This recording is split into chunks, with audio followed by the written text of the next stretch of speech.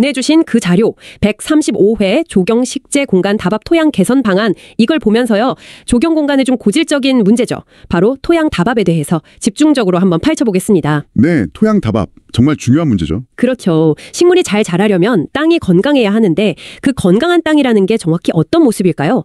이상적인 토양은 뭐 그냥 흙만 있는 게 아니라고 하던데요. 맞습니다. 이상적인 토양은요. 부피 기준으로 보면 광물질이 한 45%, 그리고 유기물이 5%, 나머지는 이제 물하고 공기가 각각 25%씩 차지하는 아주 조화로운 상태를 말해요.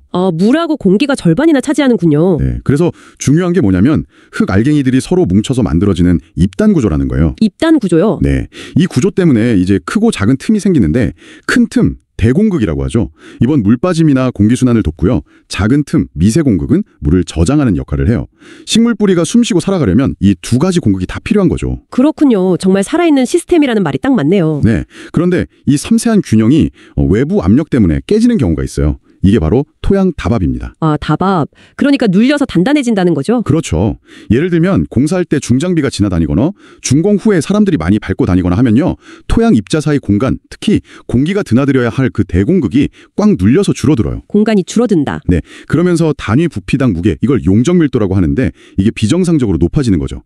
원인은 크게 두 가지로 볼 수 있어요. 공사 중이랑 이용 중. 공사 중하고 이용 중이요? 네, 공사할 때는 뭐 중장비 이동, 자재 쌓아두는 거, 차량 통행 이런 것 때문에 토양 구조가 아주 근본적으로 망가지는 경우가 많고요. 아, 생각만 해도 땅이 힘들어 하겠네요. 그렇죠. 그리고 다 짓고 나서도 문제예요. 공원이나 등산로 같은데 사람들 계속 밟고 다니죠. 관리 장비 돌아다니죠. 심지어 식물 없이 그냥 흙이 드러난 곳 있잖아요. 네, 맨 땅이요? 네, 그런 곳은 빗방울이 계속 때리기만 해도 표면이 딱딱하게 굳어갈 수 있습니다. 빗방울만으로도요? 와, 진짜 중장비 아니라도 쉽게 발생할 수 있는 문제군요. 그럼 우리 주변 땅이 다밥되었는지 이건 어떻게 알 수 있을까요? 뭐 눈으로 보이는 신호 같은 거라도 있나요? 네, 있습니다. 현장에서 딱 보면 어느 정도 감이 와요. 우선 땅 표면을 봤을 때 식물이 잘 못 자라고 맨 땅에 막 넓게 보인다거나. 휑한 느낌이 드는 곳이요? 그렇죠. 그리고 비 온 뒤에 물이 잘 안 빠지고 고여 있다거나, 흙이 막 쓸려나간 자국이 보인다거나, 아니면 낙엽 같은 게 쌓이지 못하고 휙휙 날아다닌다거나, 이런 것들이 다 다밥 신호일 수 있어요. 토양 자체의 문제 외에 또 다른 신호는요? 식물의 상태로 보는 것도 아주 중요해요. 나무 뿌리가 땅 위로 막 툭툭 튀어나와 있다거나, 네, 그런 거 본 적 있어요. 주변에 같은 나무인데 유난히 키가 작고 비실비실하다거나, 잎 색깔이 누렇게 뜨거나, 황화현상, 잎 크기가 작아지거나, 아니면 나무 위쪽 가지부터 말라 들어가는 증상, 다이백, 이런 게 보이면 아, 뿌리 쪽 토양 환경에 문제가 있구나 의심해 봐야 합니다. 식물이 보내는 구조 신호네요. 근데 뭐랄까 좀 더 객관적인 기준이 필요할 것 같아요. 이게 얼마나 심각한 건지 정확히 알려면요. 맞습니다. 눈으로 보는 건 한계가 있죠. 그래서 이제 정량적인 측정이 꼭 필요해요.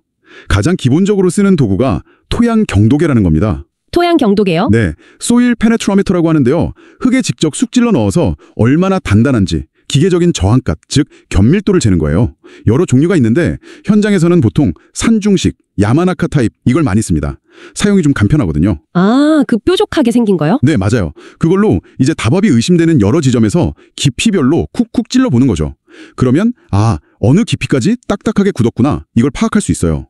예를 들어 어떤 연구에서는 이 산중식 경도계 값이 평균 4.5kg/cm 이상 나오면 이건 식물 생육에 심각한 지장을 주는 상태다 이렇게 보기도 했습니다. 4.5kg/cm요? 뿌리가 그걸 뚫고 자라긴 정말 힘들겠네요. 그럼 이런 측정값을 가지고 개선 목표를 세울 때 참고할 만한 공식적인 기준 같은 게 있을까요? 네, 아주 중요한 질문입니다.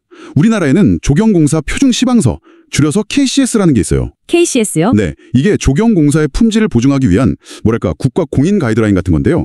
여기 보면 식재하기에 적합한 토양의 물리적, 화학적 기준들이 딱 명시돼 있어요. 오, 어떤 기준들이 있나요? 예를 들면 토양 경도는 산중식으로 쟀을 때 평균 27mm 이상 속 들어가야 하고요. 수치가 클수록 부드러운 겁니다. 토성은 물 빠짐이랑 양분 보유력이 좋은 양토나 사질 양토를 권장하고요. 네. 그리고 토양 산도 pH는 5.5에서 7.5 사이, 유기물 함량은 최소 2% 이상, 때로는 3% 이상을 요구하기도 하고요.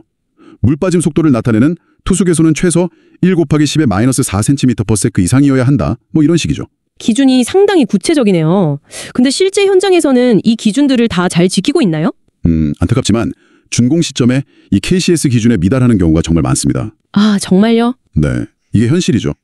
시공 과정에서 토양 관리가 좀 소홀하게 다뤄지는 경우가 많다는 걸 보여주는 거예요. 그래서 토양 개량이라는 게 단순히 문제 있네 고치자 이걸 넘어서서요. 현장 토양 상태를 이 전문적인 기준에 맞게 끌어올리는 과정이다. 이렇게 이해하는 게 중요해요. 아, 기준에 맞추는 과정으로 봐야 하는군요. 그렇죠. 그래야 토양 개량에 들어가는 비용이나 노력이 왜 필요한지 설득력을 얻을 수 있는 거고요. 기준 미달이 많다는 건 역으로 보면 그만큼 개선할 여지가 많다는 뜻이기도 하겠네요. 자, 그럼 진단에서 문제가 확인됐다면 이제 딱딱해진 땅을 좀 풀어줘야 할 텐데요. 물리적으로 이걸 어떻게 해결할 수 있을까요? 우선 땅 표면, 표층부 답합 해결에 가장 흔하게 쓰는 방법은 경운입니다. tilling이나 cultivation이라고 하죠. 아, 밭 깔듯이 비엎는 거요? 네, 맞아요. 흔히 로터리라고 부르는 경운기를 써서 땅 표면 한 20-30cm 깊이의 흙을 기계로 부수고 섞어주는 거죠. KCS 지침에서는 최소 30cm 이상 깊이로 갈아엎고 작업 전에 돌이나 건설 폐기물, 잡초 뿌리 같은 건 미리 제거하라고 권장합니다. 경운만 해도 효과가 좀 있나요? 네, 경운만으로도 토양 견밀도를 꽤 낮출 수 있다는 연구 결과가 있긴 해요. 그런데 효과가 주로 표층에만 머물고 또 시간이 지나면 다시 다져지기 쉬워서 장기적인 효과는 좀 한계가 있다는 지적도 있습니다. 아, 그럼 땅속 더 깊숙한 곳까지 딱딱하게 굳었다면 경운만으로는 좀 부족하겠네요. 더 깊이 들어가는 방법은 없나요? 네, 그럴 때는 심토파소해라는 걸 고려해봐야 합니다. 심토파세요? 네, 대형 트랙터에 아주 깊은 쟁기 같은 심토파쇄기를 달아서 쓰는 건데요. 이게 좋은 점이 위아래 흙을 막 뒤섞지 않으면서 땅속 깊이 보통 한 40에서 70cm까지 내려가서 단단하게 굳은 층, 그걸 경반층이라고 하거든요.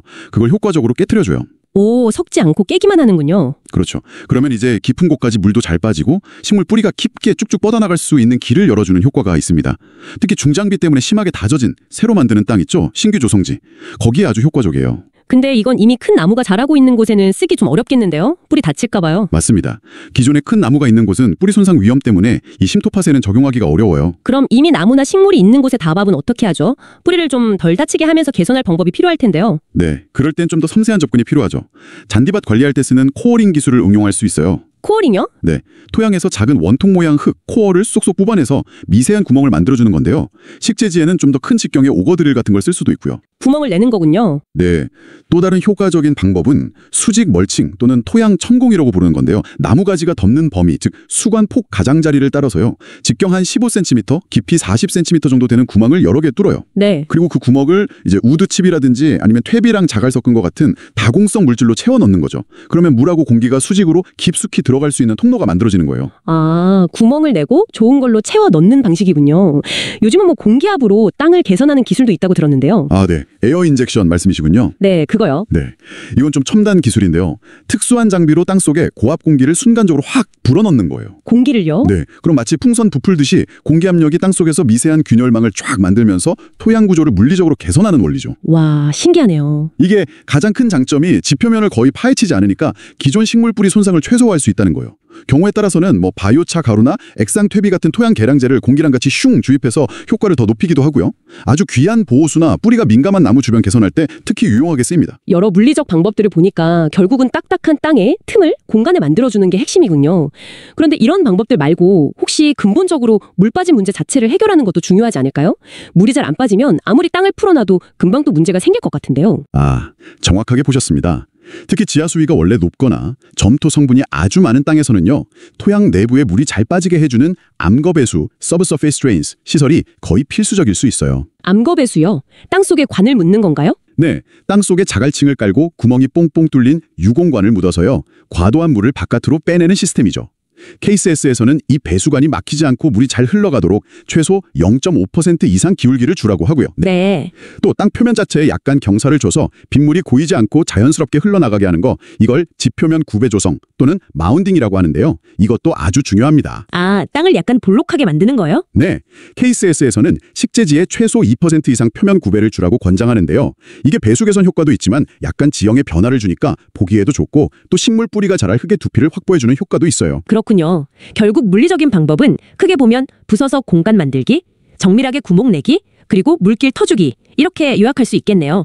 근데 이렇게 공간만 만들어 놓으면 이게 다시 주저앉거나 하진 않나요? 네, 바로 그겁니다. 정말 중요한 포인트예요. 물리적인 공법은 토양 안에 공간을 만드는 역할을 하죠. 근데 그렇게 만들어진 공간은 구조적으로 좀 불안정해요. 불안정하다고요? 네, 그래서 시간이 지나거나 다시 압력을 받으면 쉽게 원래대로 돌아가려는 경향이 있어요. 즉, 재답합이 일어나기 쉽다는 거죠. 아, 그럼 어떻게 해야죠? 그래서 물리적인 방법으로 공간을 확보한 다음에는 반드시 그 공간을 안정적인 물질로 채워서 구조를 안정화시켜주는 과정이 따라와야 합니다. 안정화요? 네, 대표적으로 이제 유기물 계량제, 완숙퇴비나 바이오차 같은 거요. 아니면 펄라이트 같은 다공성 무기골재를 섞어서 토양 입단 구조를 개선하고 그걸 유지시켜야 하는 거죠. 물리적 파쇄랑 계량제 투입은 별개가 아니에요. 공간 창출과 안정화, 이게 하나의 통합된 과정으로 봐야 장기적인 성공을 기대할 수 있습니다. 그렇군요. 물리적으로 만든 공간을 채우고 안정화시키는 역할. 그게 바로 토양 계량제의 일이군요. 그럼 어떤 종류들이 주로 쓰이나요? 아무래도 유기물 계량제가 제일 중요할 것 같은데요. 네, 맞습니다. 토양 계량의 기본 중의 기본, 핵심은 바로 유기물입니다. 그중에서도 가장 대표적인 게 완숙퇴비죠. Fully Matured Compost. 완숙퇴비. 네, 퇴비는 흙 입자들이 서로 뭉쳐서 덩어리를 이루는 거, 입단화라고 했죠. 이걸 촉진해서 흙의 물리적인 구조를 좋게 만들고요. 물하고 양분을 머금는 능력, 즉 보수력과 보비력을 높여줘요. 네. 그리고 토양 속 미생물들의 좋은 먹이가 돼서 미생물 활동을 늘리고 또 분해되면서 서서히 양분을 공급해주니까 토양 생태계 전체를 건강하게 만들어주는 아주 중요한 역할을 합니다. 정말 만능이네요. 근데 여기서 정말 강조하고 싶은 게 있어요. 반드시 완전히 부숙된, 즉 완숙퇴비를 써야 한다는 겁니다. 아, 완숙이요? 덜 썩은 건 안 되나요? 네, 절대 안 됩니다. 덜 썩은 미숙퇴비를 쓰면요, 그게 땅속에서 분해되면서 오히려 식물 뿌리에 해로운 가스가 나올 수도 있고요. 또 분해 과정에서 미생물들이 토양 속 질소로 확 다 써버려요. 그러면 정작 식물이 써야 할 질소가 부족해지는 질소기화 현상에 나타날 수 있어요. 헉, 오히려 해가 될 수도 있군요. 그렇죠. 그래서 KCS에서도 유통되는 퇴비는 유기물 함량이 30% 이상이고 탄소와 질소 비율인 CMB가 40 이하인 잘 썩은 제품을 쓰라고 권장합니다. 그리고 쓸 때는 그냥 표면에 휙 뿌리는 게 아니라 경운 같은 걸 해서 최소 30cm 깊이까지 기존 흙이랑 골고루 잘 섞어줘야 효과를 제대로 볼 수 있습니다. 완숙퇴비가 기본이라는 거, 그리고 미숙퇴비의 위험성, 이거 꼭 기억해야겠네요. 그런데 요즘 바이오차라는 것도 많이 이야기하던데요. 이건 어떤 건가요? 아, 바이오차. 네. 이건 목재나 왕겨 같은 식물성 재료를 산소가 거의 없는 상태에서 아주 높은 온도로 구워서 열분해 만든 일종의 수치예요. 수치요? 네. 근데 일반 숯하고는 좀 다른 게 탄소 구조가 매우 안정적이라서 땅속에서 수백 년 이상 분해가 거의 안 돼요. 수백 년이요? 와. 네, 그래서 바이오차가 만드는 그 미세한 구멍들이 거의 영구적인 공극 역할을 하면서 토양의 통기성과 배수성을 아주 오랫동안 좋게 유지시켜줍니다. 그리고 표면적이 엄청 넓고 양이온 치환 용량이라는 게 높아서 물하고 양분을 딱 붙잡아두는 능력도 뛰어나요. 오, 그럼 비료 효과도 오래 가겠네요? 그렇죠. 비료 효율을 높이고 유실을 줄여주죠. 게다가 이 미세한 구멍들이 유익한 토양 미생물들이 살기 좋은 집이 되어주기도 해요. 그래서 토양 생물 다양성을 높이는 데도 기여하고요. 보통 퇴비랑 같이 쓰면 시너지 효과가 좋다고 알려져 있고 아까 말씀드린 수직 멀칭이나 에어 인젝션 할 때 주입 재료로도 활용 가치가 높습니다. 그렇군요. 그럼 혹시 지렁이 분변토, 그 지렁이 똥도 좋은 계량제라고 하던데요? 네, 맞아요. 지렁이가 유기물을 먹고 소화시켜서 배출한 분변토, 어스웜 캐스팅스는 그 자체로 정말 우수한 토양 계량제이자 비료입니다. 어떤 점이 그렇게 좋은가요? 일반 퇴비보다 미생물 활성이 훨씬 높고요. 입단 구조도 아주 안정적이에요. 그리고 식물 생장을 돕는 여러 효소나 호르몬도 들어있고요. 심지어 병원균을 억제하는 효과가 있다는 연구도 있습니다. 와, 정말 좋은 거네요. 그럼 이걸 많이 쓰면 좋겠는데요. 좋긴 한데 이게 만드는 과정에 손이 많이 가서 일반 퇴비나 바이오차보다 가격이 꽤 비싸요. 아, 비싸군요. 네, 그래서 넓은 면적에 다 쓰기는 좀 부담스럽고 보통 아주 비싼 조경수나 특별히 관리하는 식물 심을 때 그 심는 구덩이 흙에 한 20에서 40% 정도 섞어서 쓰는 식으로 좀 선택적으로 활용하는 편입니다. 그렇군요. 비싼 만큼 효과는 확실하지만 상황에 맞게 써야겠네요. 유기물 계량제 말고 특정 기능을 좀 보강하기 위해 쓰는 무기물 계량제 같은 것도 있겠죠? 예를 들어 물 빠짐을 아주 좋게 하고 싶다거나 할 때요. 네, 그렇습니다. 목적에 따라서 다양한 무기물이나 합성 계량제를 쓰죠. 대표적으로 펄라이트하고 버미큘라이트를 비교해 볼 수 있는데요. 펄라이트랑 버미큘라이트요? 이름은 들어본 것 같아요. 네, 펄라이트는 진주암이라는 화산석을 고온에서 뻥뜨기처럼 팽창시킨 건데요. 아주 가볍고 하얀색이죠. 구멍이 많긴 한데 그 구멍들이 서로 막혀 있지 않아서 토양의 통기성, 즉 공기가 통하는 성질과 배수성, 물빠짐을 크게 좋게 만드는 데 효과적이에요. 대신에 자체적으로 물이나 양분을 머금는 능력은 거의 없고요. 아, 통기배수 전문이군요. 그럼 버미큘라이트는요? 버미큘라이트는 질석이라는 광물을 열 처리한 건데요. 이게 얇은 판이 여러 겹 쌓인 구조, 층상 구조를 가지고 있어요. 그래서 그 층 사이에 물하고 양분을 잘 흡수해서 보유하는 능력, 높은 CAC가 뛰어납니다. 보수력, 보비력이 좋은 거죠. 대신 펄라이트만큼 통기성을 확 좋게 만들지는 못해요. 아, 서로 장단점이 있네요. 그렇죠. 그래서 이 둘은 종종 같이 쓰여요. 예를 들어 무게는 가벼워야 하면서 통기성하고 보수성을 동시에 잡아야 하는 옥상정원이나 인공지반 녹화용 토양 만들 때 펄라이트랑 버미큘라이트를 적절히 섞어서 서로 보완하는 방식으로 많이 활용합니다. 그 외에 또 고려해볼 만한 무기 계량제가 있을까요? 점토 함량이 아주 높은 그야말로 찰흙 같은 땅의 물리성을 개선하려고 모래, 샌드를 쓰기도 해요. 근데 이건 좀 주의해야 할 게 효과를 보려면 전체 토양 부피의 50% 이상 엄청나게 많은 양을 넣어야 제대로 효과가 나고요. 어중간하게 조금 섞으면 오히려 흙 입자 사이의 작은 틈까지 메워버려서 역효과가 날 수도 있어요. 헉, 모래를 잘못 쓰면 더 안 좋아질 수도 있군요. 네, 그리고 제오라이트라는 천연 광물질도 쓰는데요. 이것도 미세한 구멍이 많은 다공성 구조라 통기성 개선에 도움이 되고 특히 양이온 치환 용량 CEC가 굉장히 높아서 비료 성분을 강력하게 붙잡았다가 식물이 필요할 때 서서히 내주는 완충 능력이 뛰어납니다. 와, 정말 다양한 계량제들이 있네요. 이걸 상황에 맞게 잘 조합해서 쓰는 게 중요하겠군요. 마치 요리할 때 재료 배합하는 것처럼요. 네, 정확합니다. 딱 그거예요. 단일 계량제만 쓰는 경우는 거의 없고요. 현장의 토양 상태, 개선 목표, 그리고 예산을 다 고려해서 최적의 맞춤 레시피를 만드는 게 중요합니다. 맞춤 레시피요. 네, 예를 들어 아주 척박한 신규 식재지 토양을 전면적으로 개량한다면 일단 30cm 깊이로 경운을 하고 유기물 공급과 토양 건강 증진을 위해 완숙 퇴비를 기본으로 충분히 넣어주겠죠. 여기에 만약 배수가 좀 문제다 싶으면 통기성 확보를 위해 펄라이트를 좀 섞어주고 장기적인 구조 안정성이나 양분 보유력을 높이고 싶다면 소량의 바이오차를 첨가하는 식의 조합을 생각할 수 있어요. 네. 반면에 이미 자라고 있는 나무 주변에 다밥을 개선해야 한다면 이때는 뿌리 손상을 최소화해야 하니까 에어 인젝션으로 미세 균열을 만들면서 액상 퇴비, 퇴비차나 아주 미세한 바이오차 입자를 슬러리 형태로 같이 주입하는 방식이 더 적합할 수 있겠죠. 이처럼 각 계량제의 특성을 잘 이해하고 현장 조건에 맞춰서 최적의 조합과 비율을 결정하는 것. 이게 성공적인 토양 계량의 핵심 기술이라고 할 수 있습니다. 기계적인 힘이나 여러 계량제 말고 좀 더 자연 친화적인 방법으로 토양 환경을 개선하고 보호할 수는 없을까요? 뭔가 좀 더 생태적인 방법이요. 물론이죠. 가장 손쉽게 할 수 있으면서도 효과가 아주 뛰어난 생태적인 방법이 있습니다. 바로 멀칭이에요. 멀칭이요? 덮어주는 거 말씀하시는 거죠? 네, 맞아요. 우드칩, 잘게 부순 나무 조각, 수피, 나무 껍질 같은 유기물을 써서 토양 표면을 덮어주는 걸 말하는데요. 이 간단한 조치가 생각보다 정말 많은 이점을 가져다 줍니다. 멀칭이 그렇게 좋은가요? 구체적으로 어떤 점들이 좋아지는 거죠? 멀칭 효과는 정말 다방면에 걸쳐 나타납니다. 첫째, 직접적인 다박 방지 효과가 있어요. 사람들이 밟거나 빗방울 떨어지는 충격을 멀칭제가 먼저 흡수해주니까 그 아래 흙이 단단해지는 걸 막아주죠. 쿠션 역할을 하는군요. 그렇죠. 둘째, 토양 수분 보존 효과가 뛰어납니다. 멀칭제가 덮여 있으면 햇빛이나 바람 때문에 물이 증발하는 걸 크게 줄여줘요. 그래서 흙 속 습도를 안정적으로 유지해주고 물 주는 횟수도 줄일 수 있죠. 네. 셋째, 잡초 발생을 억제합니다. 멀칭제가 햇빛을 가려버리니까 잡초 씨앗이 싹트거나 광합성하기 어렵게 만들거든요. 잡초 억제도 되는군요. 네. 마지막으로 이게 또 매우 중요한 효과인데 장기적으로 토양을 아주 비옥하게 만들어줍니다. 유기물 멀칭제는 시간이 지나면서 서서히 분해되잖아요. 그러면서 토양 표면에 계속 유기물을 공급해주고 지렁이나 미생물 같은 토양 생물들의 먹이이자 집이 되어줘서 토양 생태계를 더 풍부하고 건강하게 만들어주는 거죠. 와, 정말 일석몇조인지 모르겠네요. 시공할 때 주의할 점은 없을까요? 시공할 때는요, 나무의 경우 뿌리가 줄어 퍼져 있는 범위, 즉 수관폭까지 5cm에서 10cm 정도 두께로 덮어주는 게 좋아요. 근데 너무 나무 줄기에 바짝 붙여서 덮으면 습기 때문에 줄기가 썩을 수 있으니까 줄기 주변에는 약간 공간을 두는 게 중요합니다. 줄기 주변은 살짝 띄워줘야 하는군요. 들어보니 멀칭은 정말 안 할 이유가 없는 작업이네요. 단순해 보이는데 효과는 정말 종합적이군요. 그럼 지금까지 나온 이야기들을 좀 종합해서요. 이미 다밥 피해를 입은 기존 식재지를 복원해야 한다면 어떤 단계적인 접근을 생각해 볼 수 있을까요? 네, 기존에 나무가 있는 곳은 뿌리 손상을 최소화하는 게 최우선이니까 아주 신중하게 접근해야 하는데요. 대략적인 복원 과정을 한번 정리해보면 이렇습니다. 첫째, 작업 전에 그 나무가 살아가는데 꼭 필요한 뿌리 보호구역, 루트 프로텍션 존을 설정해야 하고요. 뿌리 보호구역 설정? 네. 둘째, 이 구역 안에서 뿌리 손상이 가장 적은 방법으로 다밥을 풀어줘야 합니다. 아까 말씀드린 에어 인젝션으로 땅을 부드럽게 만들면서 동시에 액상 계량제를 주입하는 방법 A안도 있고요. 아니면 나무의 굵은 뿌리를 피해서 방사형으로 좁고 깊은 도랑을 파거나 오거로 구멍을 뚫는 방식 B안, 방사형 도랑 파기 또는 수직 멀칭도 고려해 볼 수 있어요. 네. 셋째, 만약 도랑이나 구멍을 만들었다면 그 공간에 완숙탭이, 바이오차, 펄라이트, 그리고 천청이 효과가 나타나는 완효성 비료 같은 걸 잘 섞은 구멍이 많은 영양배합토로 다시 채워줍니다. 채워주고. 넷째, 뿌리 보호구역 전체 표면에 유기질 비료나 퇴비를 얇게 한번 뿌려주고요. 표면 시비.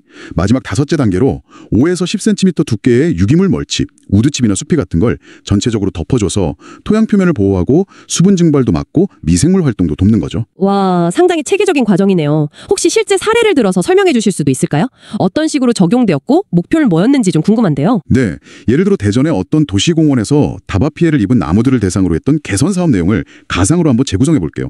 진단해보니 이용객들이 너무 많이 밟아서 토양 경도가 평균 4.5kg 제곱이나 되고 표토 유실도 심하고 주변 나무들 상태가 영 안 좋은 상황이었다고 가정해봅시다. 네, 심각한 상황이네요. 개선 방법으로는 일단 기존 나무 뿌리를 최대한 안 다치게 조심하면서 30cm 깊이까지 흙을 파내요. 그리고 파낸 흙에다가 잘게 부순 우드칩하고 완숙 퇴비를 부피 비율로 대략 5.3.2 정도로 골고루 섞어요. 물리성이랑 화학성을 동시에 개선하는 거죠. 그런 다음 다시 메워줍니다. 섞어서 다시 메운다. 네. 그 위에 아미노산 액비 같은 미생물 활성제를 물에 타서 뿌려줘서 초기 뿌리 발달하고 미생물들이 잘 자리 잡도록 도와주고요. 마지막으로 개선한 구역 전체를 10cm 두께의 숲이 멀치로 쫙 덮어주고 흙이 좀 안정될 때까지는 사람들이 못 들어가게 임시 울타리를 쳐주는 거죠. 목표는 어떻게 잡았을까요? 이 프로젝트의 목표는 개선 작업을 통해서 토양 경도를 식물이 잘 자랄 수 있는 수준인 3.0kg/cm 미만으로 낮추고 2년 안에 나무들 잎 색깔이 다시 선명해지고 새 가지도 왕성하게 자라는 그런 눈에 띄는 활력 개선 효과를 확인하는 것. 이렇게 설정해 볼 수 있습니다. 실제 사례 기반으로 설명을 들으니까 이 통합적인 개선 과정이 더 명확하게 그려지네요. 근데 들어보니까 이런 사후 복구 작업에는 시간도 돈도 꽤 많이 들 것 같아요. 결국 가장 좋은 건 애초에 다밥이 생기지 않게 예방하는 거겠군요. 맞습니다. 예방이 최선이죠. 다밥은 한 번 생기면 되돌리기가 정말 어렵고 비용도 많이 들기 때문에 처음부터 예방하는 게 가장 중요합니다. 설계 단계에서부터 다밥 발생 가능성을 염두에 둬야 해요. 설계 단계에서요? 어떻게 하죠? 예를 들어 공원이나 녹지를 설계할 때 사람들이 주로 다닐 동선하고 쉴 공간을 명확하게 계획하고요. 낮은 경계석이나 식물을 이용해서 사람들이 정해진 길로 다니도록 자연스럽게 유도하는 거죠. 동선하고 식재 공간을 물리적으로 분리하는 게 중요해요. 네. 잔디밭처럼 사람들이 들어갈 수밖에 없는 곳이라면 다밥에 좀 강한 품종을 심거나 필요하다면 물이 잘 통하는 투수석 포장재나 잔디보호 매트 같은 걸 쓰는 방안도 고려해야 하고요. 설계뿐만 아니라 시공 과정에서의 관리도 중요하겠네요. 물론입니다. 공사 중에는 작업 차량이 다닐 길하고 자재 쌓아둘 곳을 딱 정해놓고요. 특히 나무 심을 곳이나 이미 있는 나무 보호구역에는 중장비나 작업자들이 함부로 못 들어가게 엄격하게 통제해서 시공 중에 괜히 땅 다지는 일을 최소화해야 합니다. 네, 시공 중 관리. 그리고 다 만들고 나서도 꾸준한 관리가 필요해요. 제일 중요한 건 역시 멀칭 관리입니다. 유기물 멀치는 시간이 지나면 분해돼서 양이 줄어드니까 1, 2년에 한 번씩은 보충해줘야 계속 효과를 볼 수 있고요. 주기적인 멀칭 보충. 네. 그리고 사람들이 많이 다니는 잔디밭이나 다시 다밥이 우려되는 곳은 상태를 봐서 몇 년에 한 번씩 코어링 같은 통기 작업을 해주는 게 좋고요. 마지막으로 정기적으로 토양 경도를 재보거나 식물 상태를 계속 관찰하는 등 지속적인 모니터링을 통해서 문제가 더 심각해지기 전에 미리 발견하고 대처하는 노력이 필요합니다. 토양 관리는 한번 하고 끝나는 게 아니라 이렇게 예방하고 계속 관리하면서 건강한 상태를 오랫동안 유지해 나가는 과정이라고 생각해야 합니다.